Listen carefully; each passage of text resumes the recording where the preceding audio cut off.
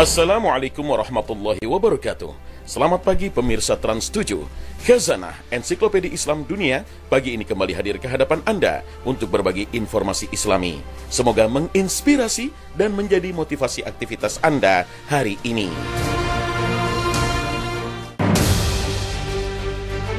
Pemirsa, sepintas sendal jepit tampak kurang bernilai. Di masjid-masjid sandal yang satu ini kurang mendapatkan tempat. Akan dititipkan di penitipan terasa kurang pas, makanya cukup dilepas di emperan masjid. Berbeda dengan sendal jenis lain atau sepatu, ada rasa khawatir akan hilang jika dilepas dan diletakkan di emperan, karena memang nilainya lumayan. Lalu, bagaimana sandal jepit yang terasa kurang bernilai ini dijadikan barang bernilai?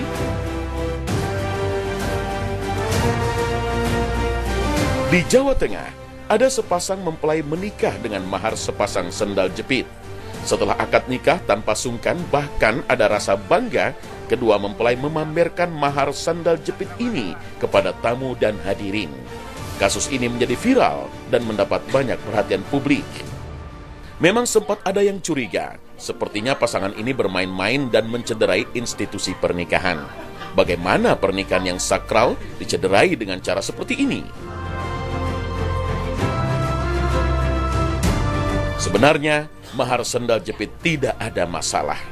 Pihak KUA yang menikahkan keduanya pun juga menanggapi biasa, bahwa pernikahan dengan mahar sandal jepit juga tetap sah. Sementara bagi kedua mempelai, mahar ini dinilai sangat penting karena nilai filosofinya. Sepasang sandal jepit selalu berjalan beriringan. Inilah nilai yang akan terus dijaga oleh pasangan mempelai. Mahar dengan sandal jepit seperti ini pernah terjadi pada masa Nabi SAW. Abdullah bin Amir bin Rabi'ah menuturkan bahwa seorang wanita dari Bani Fazarah menikah dengan mahar sepasang sandal, yakni mahar dari suaminya berupa sepasang sandal yang dipakainya di kedua kakinya. Sepertinya suaminya adalah tukang sepatu, maka Rasulullah SAW bertanya kepadanya, "Apakah engkau ridha terhadap diri dan hartamu dengan sepasang sandal?" Ia menjawab, "Iya." Maka beliau SAW membolehkannya. Hadis riwayat Tirmizi. Sandal jepit mungkin harganya tak seberapa, tapi barang ini mudah didapat dan tidak menyulitkan orang. Jika digunakan untuk mahar, tidak mengapa. Apalagi Nabi SAW bersabda, "Pernikahan yang paling besar keberkahannya ialah yang paling mudah maharnya." Hadis riwayat Ahmad. Wallahu a'lam.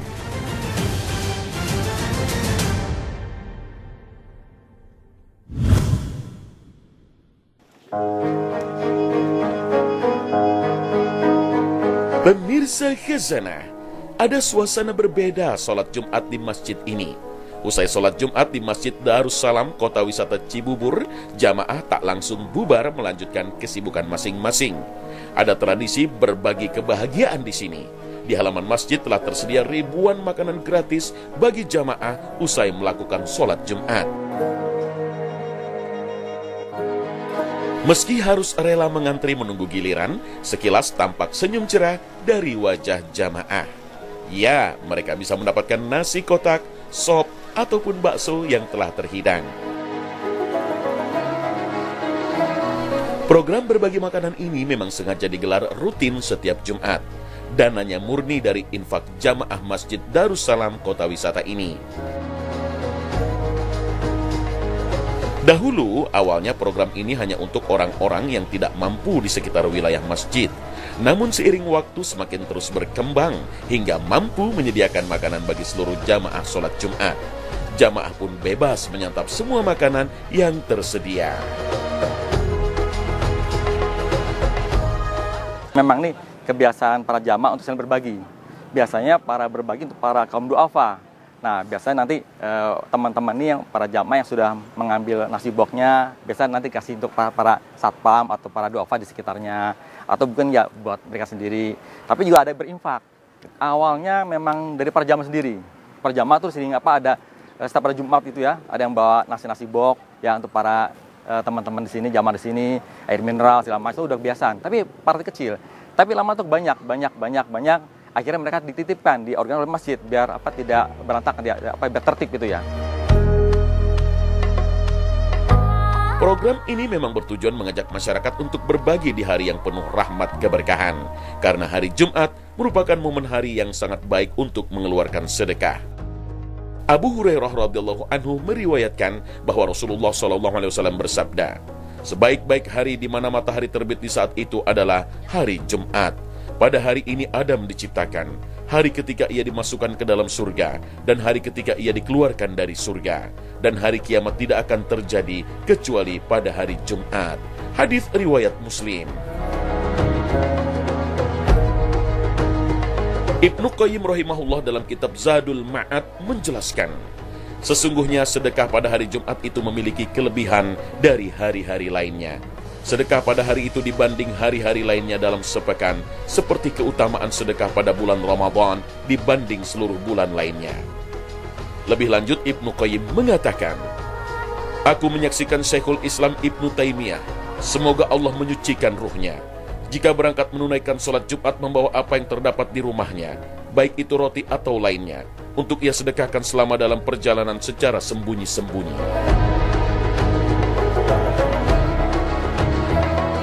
Memberi makan siang di hari Jumat juga merupakan tradisi para sahabat di zaman Rasulullah SAW.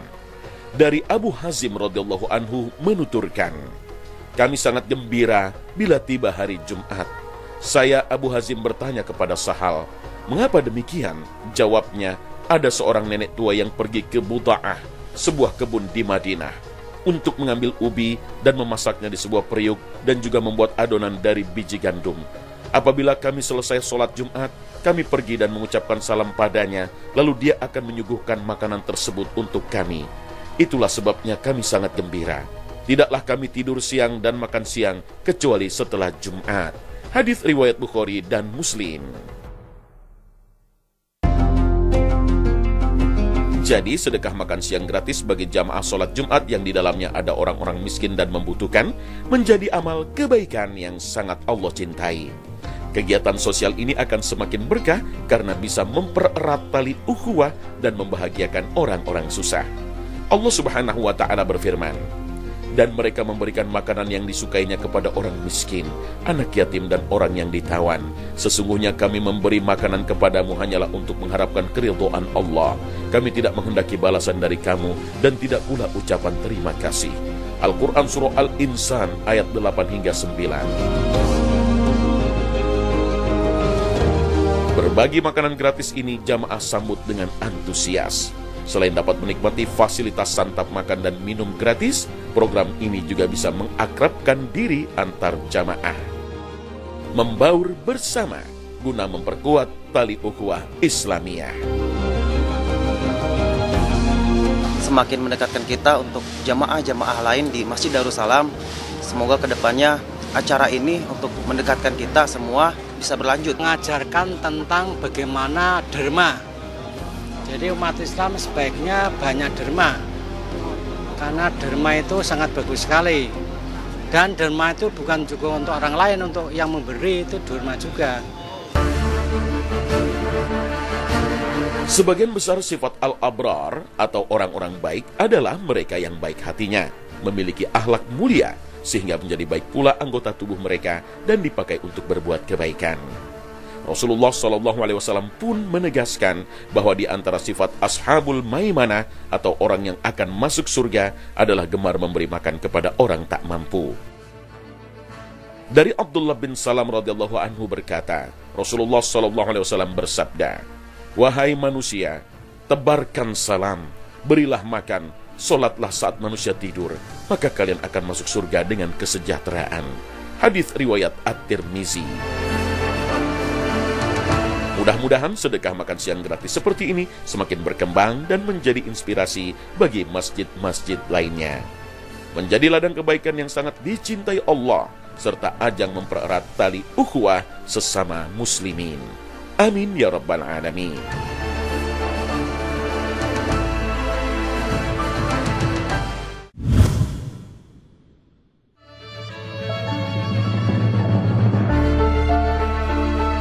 Pemirsa, Puasa merupakan ibadah paling istimewa di mata Allah Subhanahu wa Ta'ala. Hanya Allah yang tahu sebesar apa ganjarannya, karena Allah sendiri yang akan memberinya.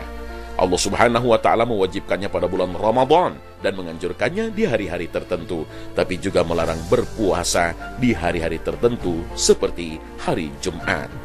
Lalu mengapa puasa di hari Jumat dilarang? Bukankah hari Jumat hari istimewa untuk beribadah? Jangan kemana-mana. Sesaat lagi Khazanah segera kembali.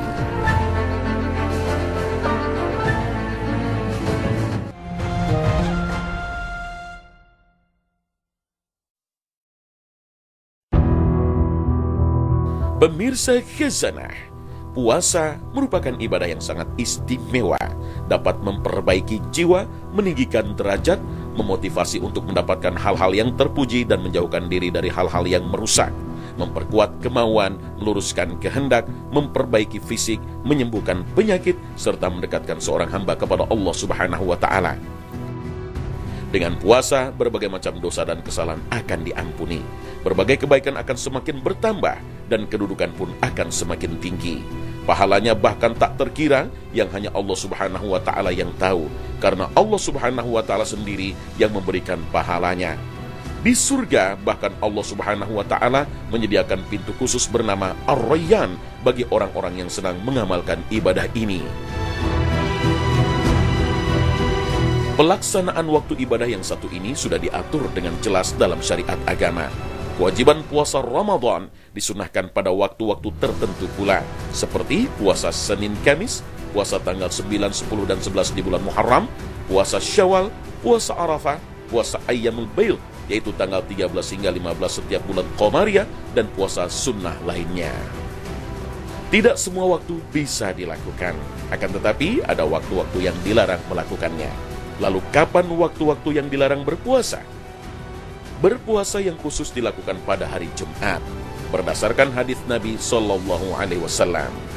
Janganlah seorang dari kalian berpuasa pada hari Jumat kecuali ia berpuasa juga sehari sebelum atau sesudahnya. Hadis riwayat Bukhari dan Muslim. Nabi Sallallahu Alaihi Wasallam juga bersabda, janganlah kalian khususkan malam Jumat dengan sholat malam tertentu yang tidak dilakukan pada malam-malam lainnya. Jangan pula khususkan hari Jumat dengan puasa tertentu yang tidak dilakukan pada hari-hari lainnya, kecuali jika ada puasa yang dilakukan karena sebab ketika itu. Hadis riwayat Muslim.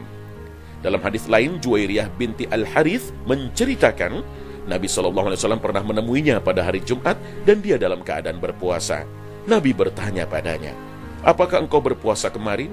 Dia menjawab tidak. Lalu Nabi bertanya lagi, apakah engkau ingin berpuasa besok? Dia menjawab tidak. Kemudian Nabi bersabda, batalkanlah puasamu. Mengapa Nabi melarang puasa di hari Jumat? Seorang ulama berkata, mengkhususkan puasa di hari Jumat secara bersendirian itu dilarang apabila dimaksudkan untuk mengagungkan hari Jumat dan menganggap puasa hari Jumat memiliki keutamaan tertentu. Terkait hal ini, Imam Nawawi rahimahullah menjelaskan, ulama Syafi'iyah berpendapat dimakruhkan berpuasa pada hari Jumat secara bersendirian. Namun jika diikuti puasa sebelum atau sesudahnya, atau bertepatan dengan kebiasaan puasa, seperti berpuasa nazar karena sembuh dari sakit dan bertepatan dengan hari Jumat, maka tidaklah makruh. Berdasarkan pendapat Imam Nawawi, mengkhususkan berpuasa di hari Jumat, hukumnya makruh jika tidak didasari sebab atau alasan untuk berpuasa. Tapi jika seseorang sedang berpuasa sunnah seperti puasa Asyura dan bertepatan pada hari Jumat, maka tidaklah makruh. Begitupun jika berpuasa Daud yang waktu berpuasanya jatuh pada hari Jumat. Seorang ulama kontemporer menerangkan, hikmah dari larangan berpuasa di hari Jumat adalah karena pada hari itu seorang laki-laki sepatutnya mendahulukan sholat Jumat, menyibukkan diri dengan berdoa dan berzikir. Hari Jumat ini serupa dengan hari Arafah. Saat itu para jemaah haji tidak diperintahkan berpuasa karena sedang sibuk berdoa dan berzikir. Selain itu, hari Jumat merupakan salah satu dari 3 hari raya umat Islam selain Idul Fitri dan Idul Adha. Para ulama sepakat berpuasa di hari raya Idul Fitri dan Idul Adha hukumnya haram. Dari Sa'id Al-Khudri, dia berkata, Rasulullah SAW melarang berpuasa pada 2 hari, yaitu Idul Fitri dan Idul Adha.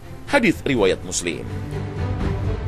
Dalam hadis lain yang diriwayatkan Bukhari dan Muslim, Umar radhiyallahu anhu berkata, Nabi melarang puasa pada 2 hari raya ini, Karena Idul Fitri adalah hari di mana kalian harus berbuka atau makan setelah berpuasa. Sedangkan Idul Adha adalah hari di mana kalian memakan hasil sembelihan. Jika berpuasa di hari raya Idul Fitri dan Idul Adha dilarang, begitu pula berpuasa di hari Jumat. Karena hari Jumat adalah hari raya mingguan bagi umat Islam. Akan tetapi larangan puasa di hari Jumat tidak sampai ke level haram, seperti berpuasa di 2 hari raya lainnya. Puasa di hari Jumat secara bersendirian hukumnya makruh, kecuali jika disertai dengan puasa sehari sebelum atau sesudahnya, atau sedang berpuasa sunnah yang bertepatan pada hari Jumat.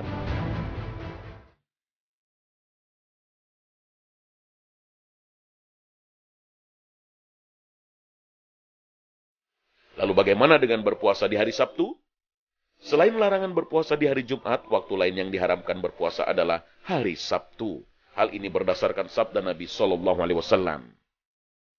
Janganlah kalian berpuasa hari Sabtu, kecuali untuk puasa yang Allah wajibkan. Jika kalian tidak memiliki makanan apapun selain kulit anggur atau batang kayu, hendaknya dia mengunyahnya. Hadis riwayat Abu Daud dan Tirmizi.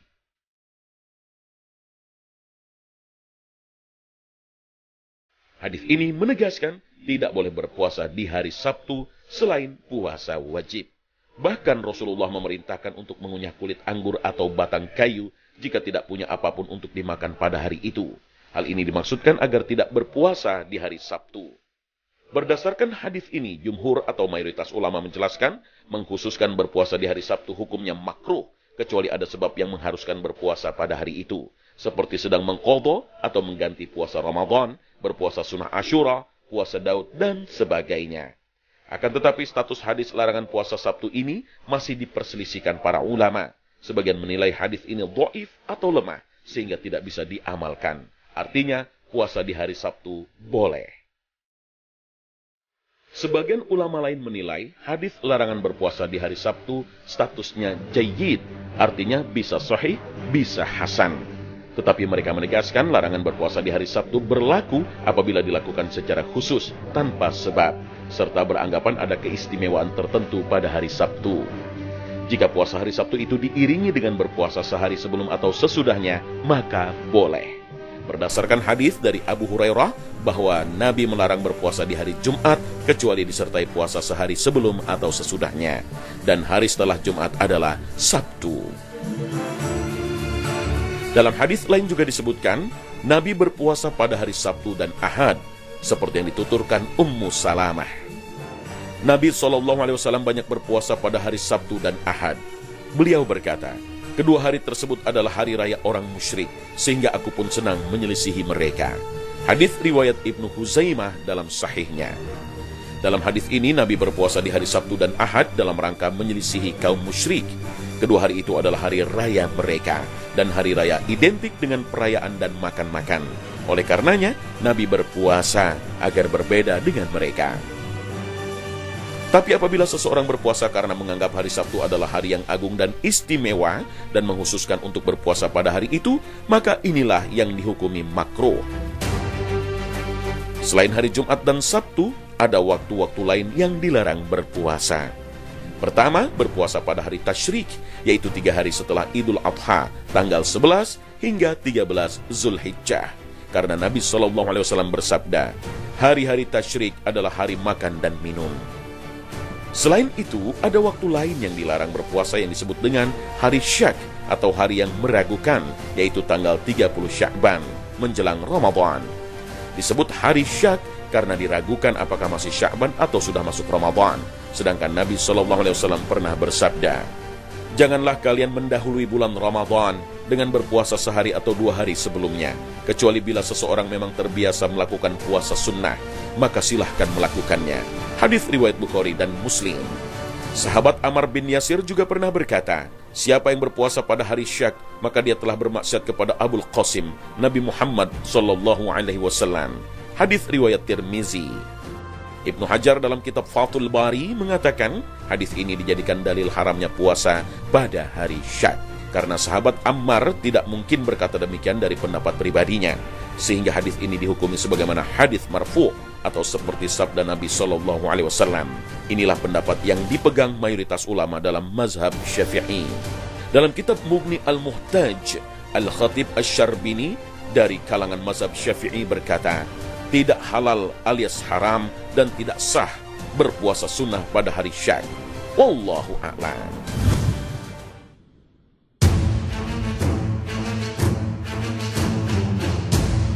Pemirsa, ada fenomena ganjil yang terjadi di supermarket. Aturan yang berlaku, pembeli bisa memilih barang dulu, baru membayarnya di kasir. Tapi terkadang karena ada yang merasakan kehausan, lalu mengambil minuman dan meminumnya sebelum dibayar. Tentu saja yang demikian ini menyalahi aturan yang ada. Apakah yang demikian ini dia sama dengan mengkonsumsi barang haram? Jangan kemana-mana. Sesaat lagi, Khazanah segera kembali.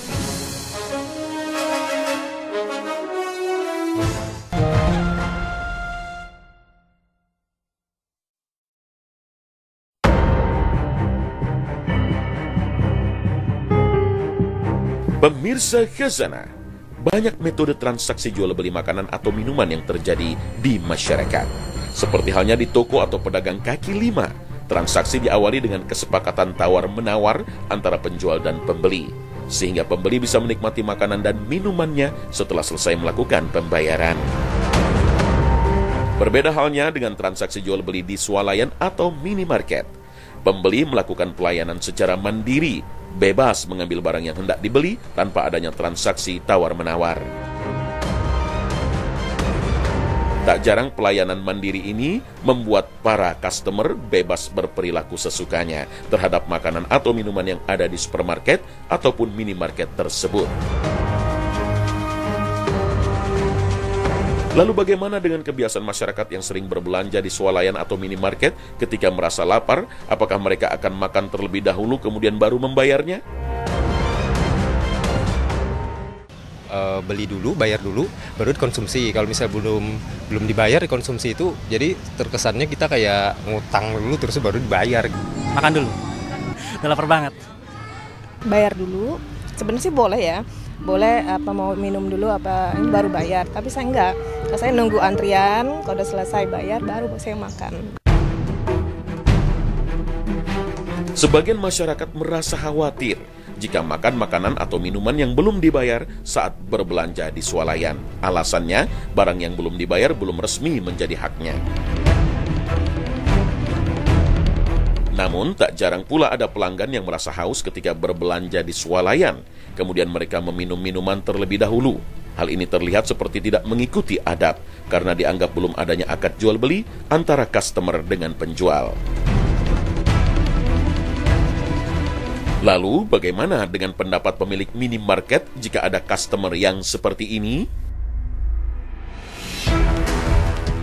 Kita kan nggak mungkin saklek sama konsumen kita ya, customer kita datang saklek gitu kan nggak mungkin. Jadi ya kita yakin bahwa mereka pasti bayar. Apalagi misalkan yang datang itu ibu dengan putra-putranya gitu kan, ibunya lagi belanja, putranya ngambil es krim gitu, makan dulu. Nah, kemudian nanti pada waktu bayar ibunya, pas ini mas, apa namanya, bungkusnya buat bayar gitu. Jadi menurut saya sih oke, nggak ada problem lah gitu. Saya masih bisa mengkontrol ya, jadi masih bisa mengkontrol pembeli saya. Jadi kayaknya masalah seperti ini kita masih toleran, nggak ada masalah.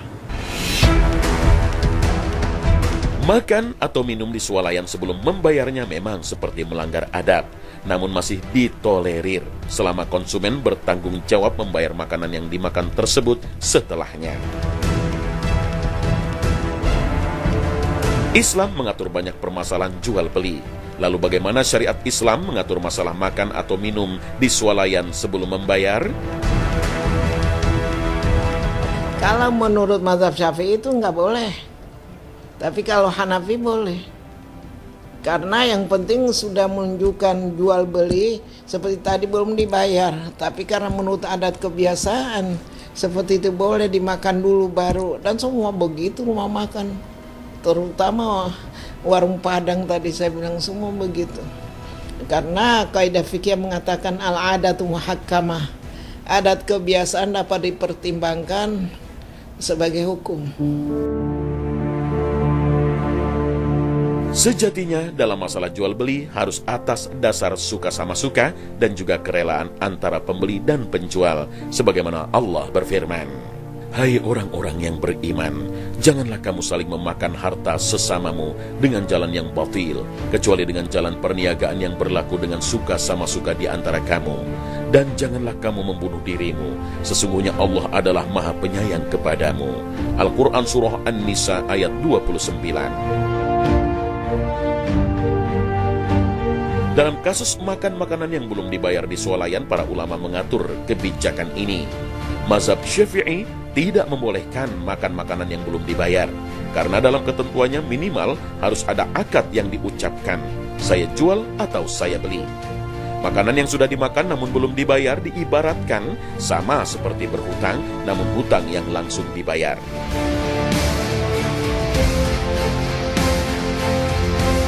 Sedangkan mayoritas yang berlaku pada minimarket atau swalayan menggunakan mazhab Hanafi, yang membolehkan jika seseorang memakan makanan sebelum membayarnya. Sebab dalam mazhab Hanafi, ketentuan dalam jual beli yaitu asalkan sudah menunjukkan proses jual beli tanpa mengatakan saya jual ataupun saya beli, maka tetap dianggap sah karena secara otomatis sudah terjadi proses jual beli. Wallahu a'lam. Nah pemirsa, sampai di sini akhir perjumpaan kita hari ini. Semoga Allah Subhanahu wa Ta'ala senantiasa memberikan hidayah dan taufiknya kepada kita. Amin ya Rabbal Alamin. Terima kasih atas perhatian Anda. Wassalamualaikum warahmatullahi wabarakatuh.